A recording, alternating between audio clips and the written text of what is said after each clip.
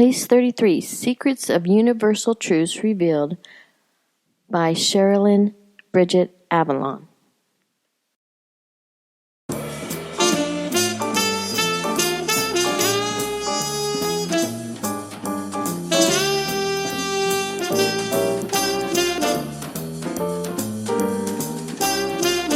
Chapter 15, Community of Neither Time. We find Sterling and Sherilyn sitting on the lily pad at the place.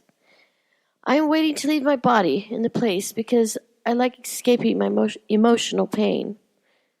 I cry ever since my daughter left, says Sherilyn. Sterling looks at Sherilyn and says, "Let's go up north." "I'm with you. Let's go out north toward the blue light," she agrees, nodding her head. Our spiritual bodies are still sitting on the lily pad.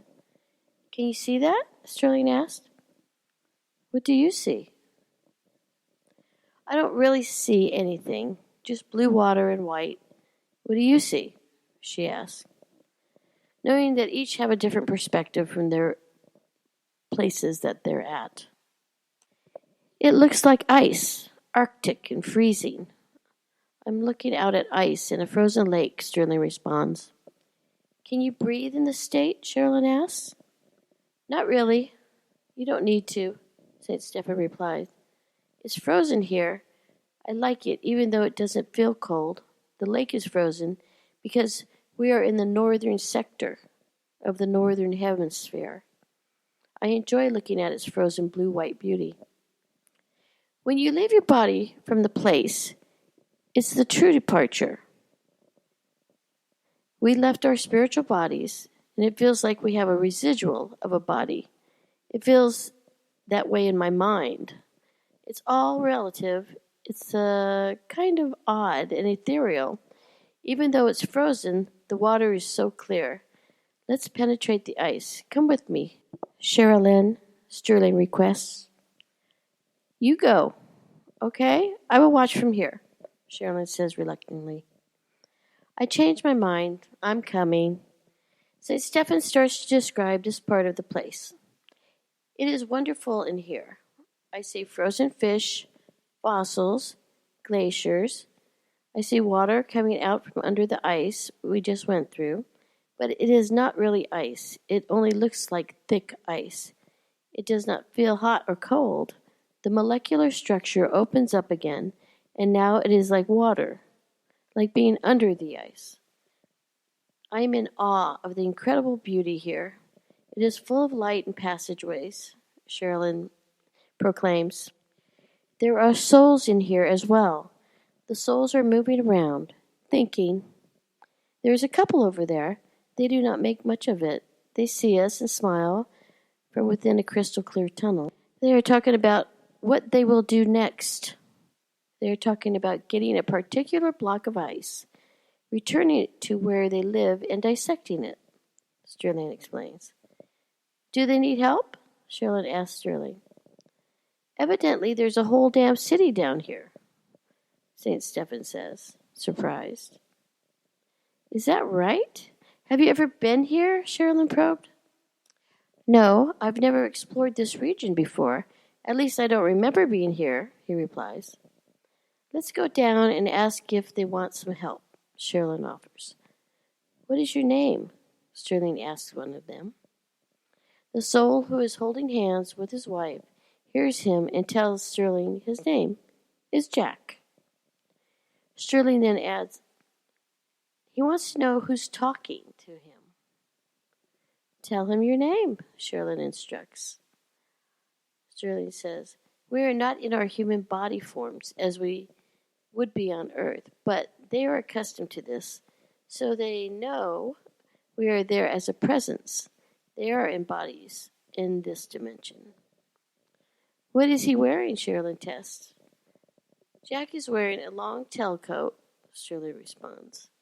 "Now that I see him and someone of the other souls more closely, they almost look as if they are fossilized. They look old yet fresh and young at the same time. They are certainly different. They look porous with no gills, Yet it appears they're breathing through the water. They extract oxygen from the water through their skin. I see a slight ripple in the water. It is an undulating part of the place. Down deeper. Very deep. What kind of souls are they? What is this dimension? Sherilyn asked Sterling. It is in the 33rd dimension, Sterling says. They're serious but happy as they perform their tasks. They are crystalline and pure of heart. They look fossilized, he says, mirroring my observation. Let's go into the city. Come on, through the ice, he suggests. Looking around, she sees a soul who appears to be swimming but without much movement. There are tunnels everywhere. This area of the place is confusing, like an underwater maze. Some are glass-like, some are closer to ceramic or concrete in appearance. They're fossilized. Look is different to describe. Their skin is not soft. Sherilyn reaches out to touch one. A little girl soul sitting with her parents. The little girl soul says, "Oh, Mommy, I feel something." Sherilyn knows she felt her touch. But how? Sherilyn and Sterling are from another dimension. This is Miss Sherilyn, Jack said to her, introducing Sherilyn to the little girl. Stroke her hair to make her feel comfortable. She'll feel it in a light, almost imperceptible way, he tells Sherilyn. In the water, her hair is gooey and sticky. Do they know God? Sherilyn asks Sterling. They are very focused, Sterling declares. What kind of tasks do they do daily? Can you see? Sherilyn inquires. Sterling replies, they're putting together Aquarian thoughts for the age of Aquarius. They're planning to send them for review back to the upper level of the place. They intended to be a service to the management, so to speak. They will use the information they gather to facilitate unforgiven souls to becoming forgiven souls, in a place that looks like water under the thick ice-like structures. What's this place called? Sherilyn probes. It has a name, doesn't it? Looks like we're approaching the city, the center of the community, Sterling says. Someone is writing, okay, he's writing on the wall, the pathways of neither time. That's what it says, the community of neither time. It's a very clear place. I like it here. The souls are friendly. It has an excellent vibration. Though different, I think they volunteered to perform this task. Can we have information on how to make the unforgiven souls forgiven? Can we get that information? Sherilyn is full of questions. I don't know. They're doing peculiar things with substances I don't recognize. I see a place that looks like a laboratory where they're working on a project, Sterling answers. They're floating around almost as if there's no gravity. Not floating like we are, but advancing without actually walking, just floating. It's not like a human being or a spirit, more like how a scuba diver propels forward. The whole place has a sense of floating. It's very unusual. What are the colors like? Sherilyn asked. Oh, beautiful. A lot of gold and shades of blue coming through the crystal clear white water. You see all the colors when you're looking up. Rather than what we describe as our sky on Earth, there's a great deal of white, thick stuff that appears like ice. It seems like they've been here a long time. Wait, there's a female over there named Lydia, Sterling says. Lydia? How do you know her name is Lydia? Sterling questioned. Sterling responds, I don't know. Yet somehow I can tell that's her name. She is reading what looks like a book, but when she opens it, there are no pages. Sherilyn asks, how can she do that? Sounds like an ultra iPad, but this was 20 years before the iPad was invented. Lydia is using a process of osmosis I am not familiar with. She opens the book and absorbs the words and thoughts. It is about lending time to what looks like a book. Interesting. Do they have symbols like letters and words? Sherilyn asked. Well, the answer is yes, but I don't see anything there, says Sterling. What about their eyes? What do their eyes look like? Do they have black eyes like aliens? Sherilyn queries. Mm-hmm. Mm-hmm. They have black almond-shaped eyes and grayish, creamy skin that's fossilized. Their hair isn't really hair. It's a sticky substance almost oozing from their body. In fact, it starts at their head and goes a little more than halfway down their backs. It's a grayish, creamy color like their skin. They have triangular faces, and in fact, yeah, they do look alien. I just realized these are the white beings that do the experiments. Yep, this is the community down here. It's very old. They've been doing it a long time. They are Aquarian, says Sterling. This is the age of Aquarius, right? Are they from Lemuria? Sherilyn asked. Yeah, Lemuria and Atlantis are words we've attached to it. But they're busy working, Sterling replied. Sweet. Let's talk to Lydia, Sherilyn suggests. Sure, okay. But we aren't really, well, at least presently, we aren't of this place. Not exactly, anyway. We're floating out of our bodies from here. We're a long distance away. He trails off. Sherilyn says, Hi, Lydia. Do you mind if I ask you a question? What are you doing? She replies, Well, I'm working. Then Sherilyn says, Do you mind my asking what you're working on? No, she says kindly. What is it? Sherilyn probes. I'm working on a fractionalized way to facilitate the few positive thoughts an unforgiven soul has to become comfortable with the negative energy that makes up that soul. She replied so matter-of-factly. Are you having any progress with it? This is what I need for Margot, Sherilyn thinks to herself. Yeah, things are coming along well, Lydia reflects telepathically. She will put her small project together with the others, then there will be a full composite and a profile published and put forth for review. How long have you been working on it? Sterling asks. It's been about 80-something years now, Lydia responds. Sherilyn ponders. I wonder if she's been to the Earth.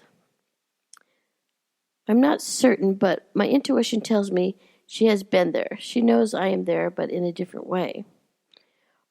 Are you ready to return now? St. Stephen asked Sherilyn. Yes, I guess, Sherilyn replies. Thank you, Lydia, they both say at the same time. She is smiling at them. They need to go now. They can and will come back here again. They are returned to their bodies on the lily pad, and then to the elevator of light. Sterling says, Push level 29. They chat while in the elevator. I'm not feeling good about Margot leaving to live with her dad, Sherilyn expresses. It's like you embark on a trip, you go through many experiences, you learn from them each one all the way there and all the way back. It's like a boomerang, St. Stephen relays. Margot is on a precipice this lifetime. She can become a forgiven person if she meets the challenge. So far, she's an unforgiven soul.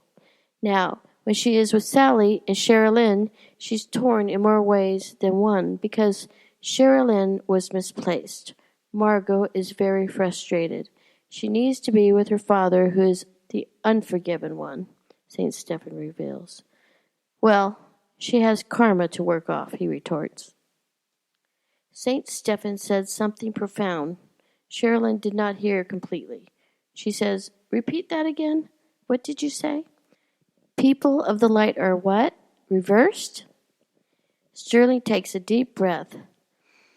People of negative, truly evil thought are not reversed. They are down there, not just down because they must be down. They're really in a negative hell place. Aha, Sherilyn says. I feel like my understanding is clicking into place. People of the light shifting to a negative place when they must deal with negative people. But it's only due to the mechanics of the polarization, St. Stephen repeats. I understand. What do you see here on level 29, she continues. Sterling explains. Others like this place too. It's not clear, it's close, but it still has, I don't want to use the word tainted. How about it has some tangy energy? Okay. Do you see anyone? Can we talk to somebody? Sherilyn asks. St. Stephen starts explaining what this place is like. People are having fun. They think they're having a blast. He laughs. Can we go talk to someone? Let's do it, Sherilyn says, being impatient. Oh, I think I have to completely reveal myself to them, and that might utterly freak them out. I never have done that in a personal way, St. Stephen says. Let's try it, if we can, Sherilyn contributes. He relays. They think where they're at is completely normal. They're having a typical average conversation, just what you would expect them to be talking about. Like, what a beautiful day it is. But it really means how orange this place is now. To them, it's like the conversation you would have on Earth. For example, on Earth, we would mention how beautiful the day is because the sky is blue. In this place, everything is orange. These people live their entire life in their mind in this place. Really? Where are they from? She asks. They are souls. Souls without bodies, but it's just as real to them as what you experience is absolutely real to you. It is a happy place, Shirley says, laughing. Again. Oh, you and I back on Earth are in much worse state, believe me. You honestly think so? Sherilyn retorts. No doubt about it, he says. Where we're from can be a horribly grotesque place. So much pain and suffering. It's too weighted down with too many molecules stuck together. It can be an agonizingly painful place to get around in. Okay, let's try to talk to them, Sherilyn says.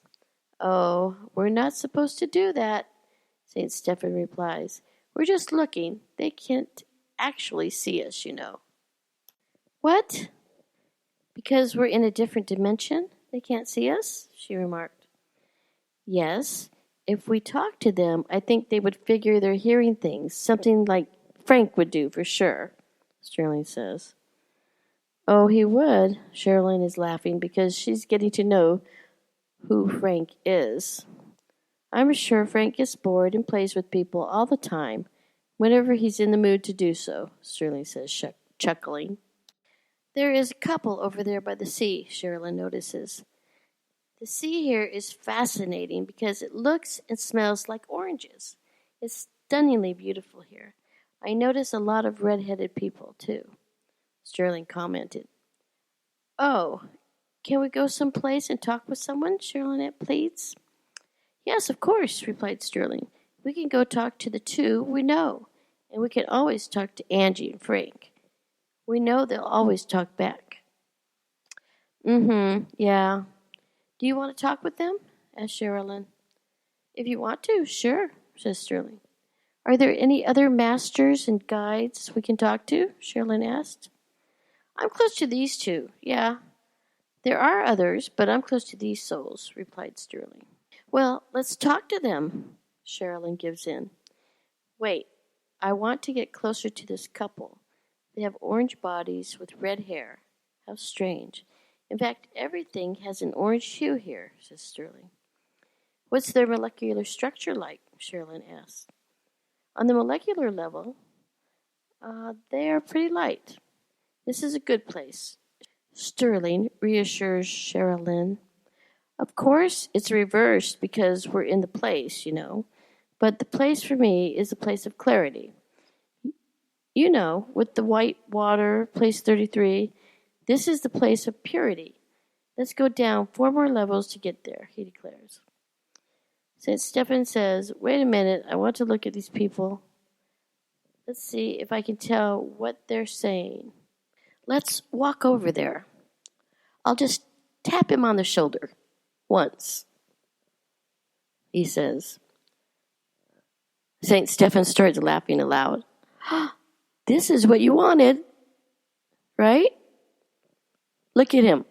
Oh boy, he says between peals of laughter. Look at him. They're freaking out now. Look at him. Turn around. His wife is scared. Look at his child. She's starting to cry. Look. Oh, that's not very nice, Sherilyn says, wincing. Look at him.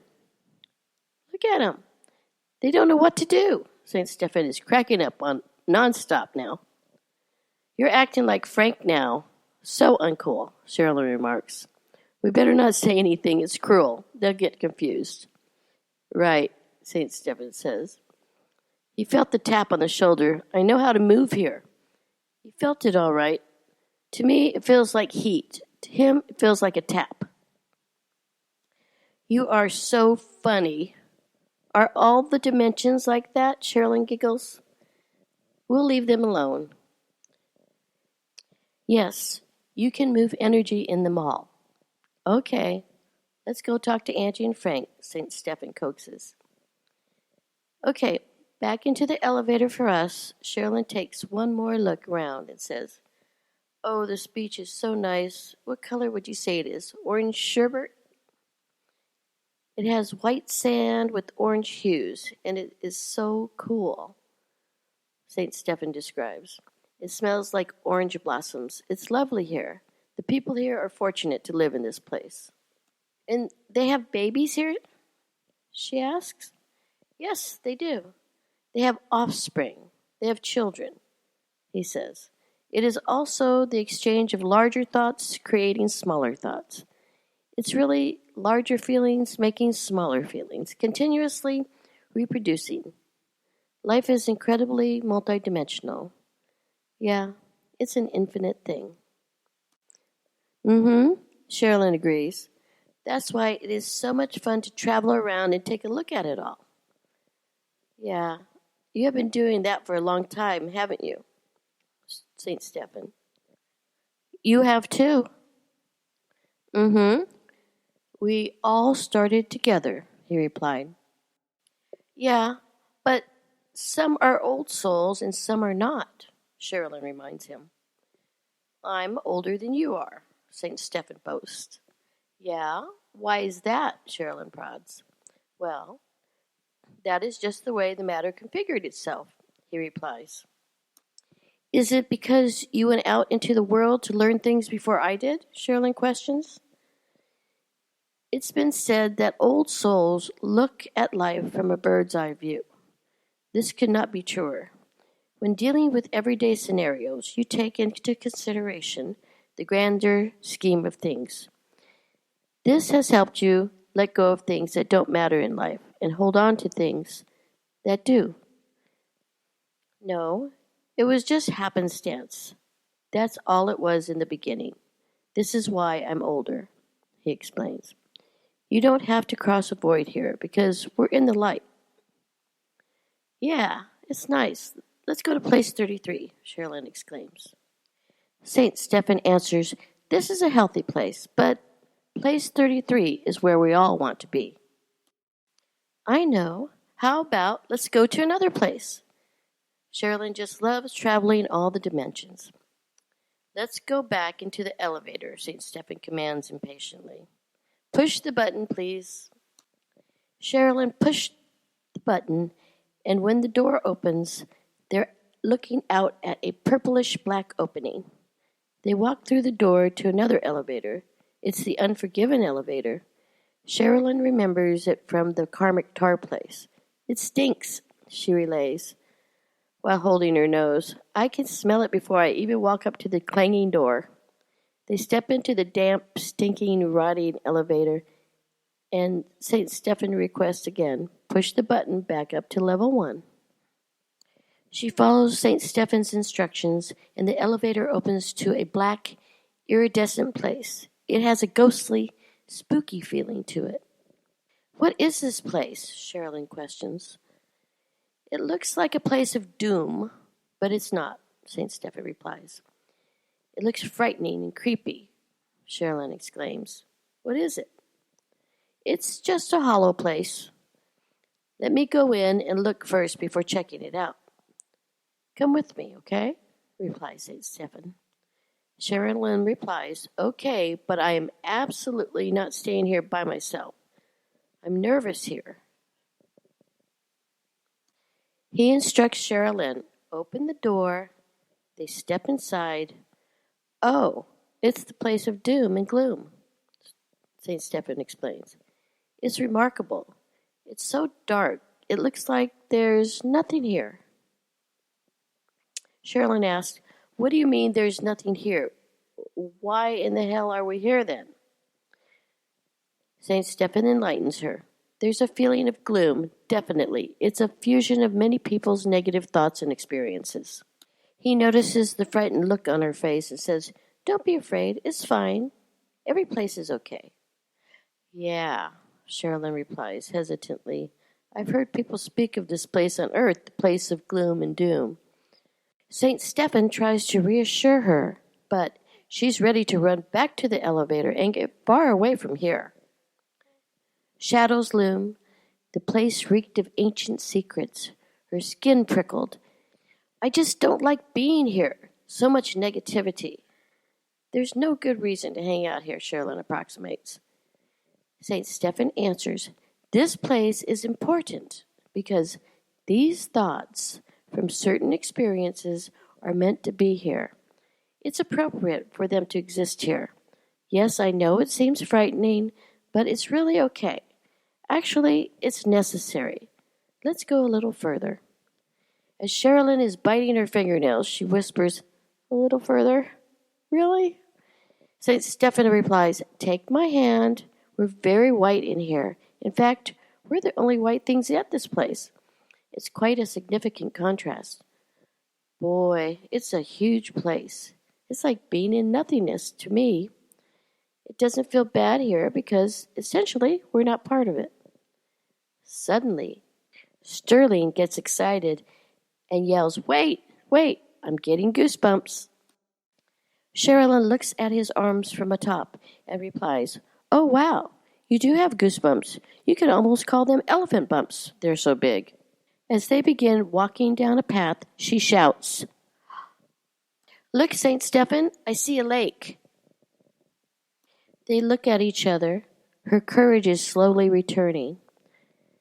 St. Stephen says, let's keep going a bit further. She nods in agreement. Wow, look at this lake. It's so iridescent blue-black. Rather eerie looking, don't you think? He queried. The sand is pitch black. In fact, everything is black here. Standing on it is strange. It's cool to the soles of our feet. We stand out in stark contrast to the purple blue-black darkness. We might as well be angels here, St. Stephen interjects. All of a sudden, Joseph shows up on his log. Joseph sounds a little dreamy or foggy as he says, I haven't been here before. Irritated now, Sherilyn asks St. Stephen, why did you bring me here?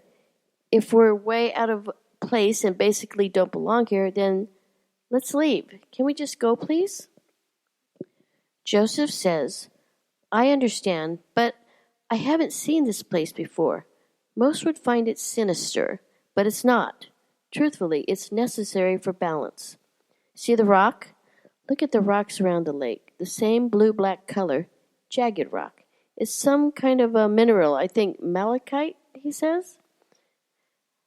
Malachite is dark green with veins of black, Sherilyn thinks out loud. Maybe it's obsidian, she says boldly. No, it's hematite, St. Stephen corrects them. It's not as well known. It's reflective. Let's go inside the cave, he insists, tugging at her hand a bit. Oh, no, I'm not going in there, she says, backing up a step. She's frightened by the inky, black darkness of the place, even though they are white in contrast. I'll hold your hand, St. Stephen replies, grasping her hand more firmly. She feels safe with him. He appears almost 8 feet tall and looks like an angel. Okay, she replies. This is an old place. It has an old feel to it. Indian, maybe? No, Asian, I think, Joseph declares. We are walking forward cautiously through the black, jagged, iridescent rock that reflects the darkness. Shh! Great souls, quiet souls, St. Stephen mutters in a low voice. Instantly, he's breathing hard. Shallow breaths, as if a red-hot, scorching ember landed on him. They are touching me, he cries. Oh, I feel them too. I've got chills, Sherilyn remarks. They're ancient.